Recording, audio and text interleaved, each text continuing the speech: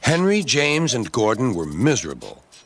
They had been shut up for several days for being naughty and longed to be let out again. At last, Sir Topham had arrived. "I hope you are sorry," he said, "and that you understand that every job on the railway is important. We have a new tank engine called Percy, who helps pull coaches, and Thomas and Edward have worked the main line nicely. But I will let you out now if you promise to work hard."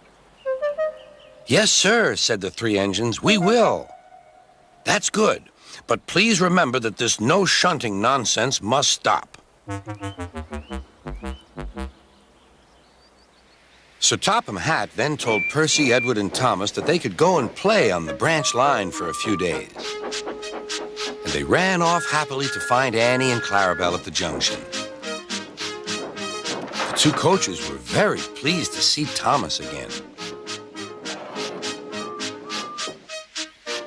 Edward and Percy played with the freight cars. "Stop, stop, stop," screamed the cars as they were pushed into their proper sidings. But the two engines laughed and went on shunting till the cars were tidily arranged.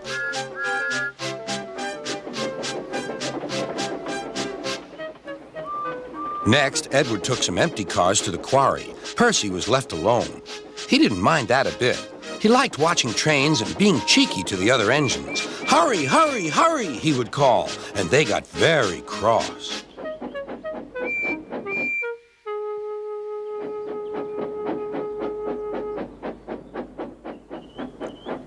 After a great deal of shunting, Percy was waiting for the signalman to set the switch so he could get back to the yard. Percy was being rather careless and not paying attention.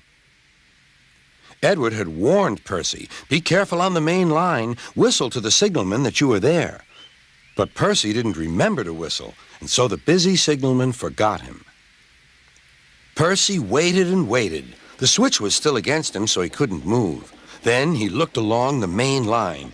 "Beep, beep!" He whistled in horror, for rushing straight toward him was Gordon with the express. "Oh!" groaned Gordon. "Get out of my way!"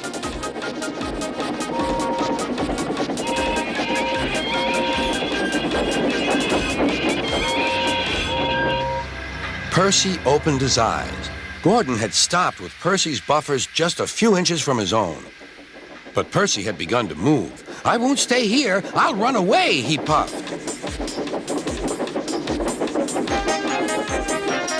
He went straight through Edward's station and was so frightened that he ran right up Gordon's hill without stopping.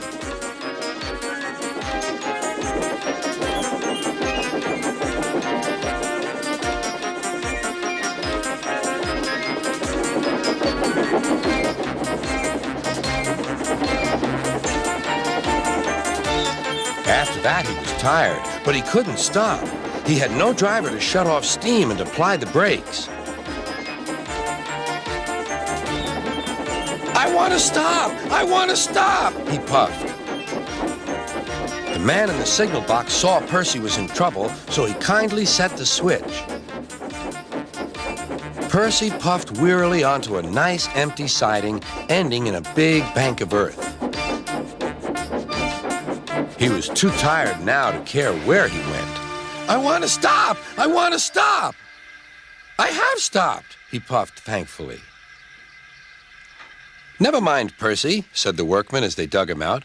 "You shall have a drink and some coal, and then you'll feel better." Presently, Gordon arrived. "Well done, Percy. You started so quickly that you stopped a nasty accident." "I'm sorry I was cheeky," said Percy. "You were clever to stop," replied Gordon.